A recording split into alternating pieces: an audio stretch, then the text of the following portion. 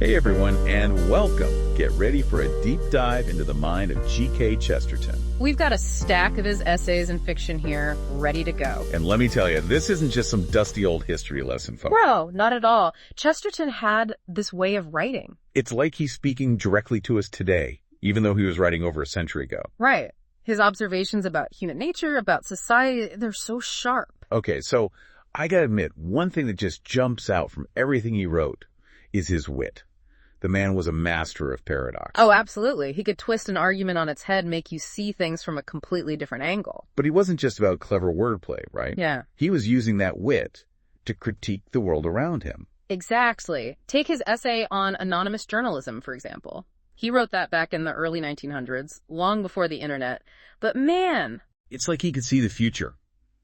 All this stuff about online anonymity, hidden identities, it's more relevant than ever. He was really concerned about the dangers of anonymity, how it could be used to shield those in power. And that quote of his, "The modern tyrant is evil because of his elusiveness. He is more nameless than his slave." Chilling, isn't it? It really makes you think about who's controlling the information we see today, who's pulling the strings behind the scenes. Well, that gets to a larger point Chesterton made about hidden power structures in general. He warned about what he called an occult government. A cult government. What's that? Some kind of conspiracy theory? Not quite. He was talking about these secretive groups operating in the shadows, making decisions that affect us all, but without any accountability. So like secret societies, that kind of thing? Well, it's a bit more nuanced than that. He was getting at this deep anxiety about transparency, about whether people really know who's in charge, and that feels more relevant than ever today. Right. You've got lobbyists, backroom deals, all this stuff that makes you wonder who's really calling the shots. Exactly. And that's what's so amazing about Chesterton. He had his finger on the pulse of these timeless human anxieties. It's like this deep dive isn't just about history. It's about understanding the forces that are shaping our world right now. Exactly. He was writing about things that are still playing out today, maybe even more so now than in his time. You know, it's funny. You wouldn't think a guy like Chesterton, known for his serious writing, would be into fairy tales, but He loved them. he did. Why fairy tales, though? Well, he actually saw them as deeply moral. More moral than the real world. That's what he argued. He said they have this heightened sense of morality, Right. where good is rewarded and bad is punished, very clear consequences. He talked about the flaw in the deed. The flaw in the deed. What's that mean? So it's like this idea that every selfish act, every bad choice, it always backfires somehow. Ah, like those classic fairy tale tropes. Exactly. The greedy king gets cursed, the liar is exposed, the wicked stepmother gets what's coming to her. It's funny how those stories always seem to make a point. Chesterton believed they were more than just kids' stuff. He thought they held up a mirror to adult society. So he saw a connection between like a greedy giant hoarding treasure and say a ruthless businessman exploiting his workers. Exactly. He was very critical of capitalism, especially when it was unchecked out of control.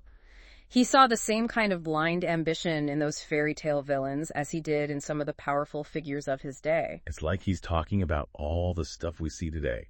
Environmental destruction, corporate scandals, all in the name of profit. He wrote that, unlike those fairy tale characters, the modern capitalists, they never looked for the omens, the warning signs. So are we any better at seeing those warning signs today, do you think? It makes you think, right? We have way more information now than they did back then. It's true.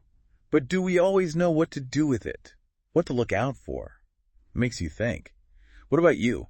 Have you ever had one of those flaw in the deed moments in your own life? Oh, yeah. Some decision that backfired spectacularly, or maybe even something you did that unexpectedly led to something good. I feel like everybody has those stories, right? You know, what always gets me about Chesterton is how he could say all this stuff in such a clever way. He was a master of language, a wordsmith. It wasn't just what he said, it was how he said it. He could turn a phrase like no other. He had this way of making you think, but also making you laugh at the same time. Yeah, he was really playful with language. And it wasn't just for show either. Right. He was using humor and exaggeration to actually get at deeper truths. Exactly. It was a way to cut through the BS, challenge conventional thinking. Like that line of his about learning more about leadership from penny dreadfuls than from some stuffy old book. What was that about? Was he being serious? Well, Chesterton loved to provoke, so I think he enjoyed poking fun at those intellectual elites a bit. But he also had a point. Which is? He was saying that wisdom can be found in the most unexpected places, even in those cheap, pulpy adventure stories. So don't judge a book by its cover, or maybe don't assume that something's not worth your time just because it's popular or entertaining. He was all about keeping an open mind, finding those hidden gems of insight wherever they might be. And that's something we could all use a little more of these days. One thing that really strikes me about Chesterton is how he wasn't afraid to call people out, especially those in power, Oh, he was fearless, especially when it came to those intellectual types who took themselves way too seriously. He'd love to puncture their pomposity. With that wit of his. Exactly. Always with a twinkle in his eye, though. It wasn't just about being a contrarian. No, he had a point. Right. He was pointing out hypocrisy, intellectual laziness. You know how people just cling to their pet theories instead of really searching for the truth? That's what I find so inspiring about him. It's like he's giving us permission to think for ourselves. Absolutely. Don't be afraid to question things, even if everybody else seems to accept them as gospel truth. And don't forget to laugh along the way. He never lost his sense of humor, even when he was talking about serious stuff. That's what makes him so readable. Even today, over a century later, you can pick up his work and it feels so fresh, so relevant. It's like he's speaking directly to us. Yeah, I started this deep dive barely knowing anything about G.K. Chesterton. But I gotta say, What's that? I feel like I've gotten to know a new friend, a really interesting one, who always challenges me to see things from a new perspective. That's Chesterton for you. A champion of paradox, a lover of truth, and a master of making you think, laugh, and maybe even re-examine everything you thought you knew. Well, we've come to the end of our deep dive into the world of G.K. Chesterton. Hopefully, we've sparked your curiosity to explore his work further. There's so much more to discover.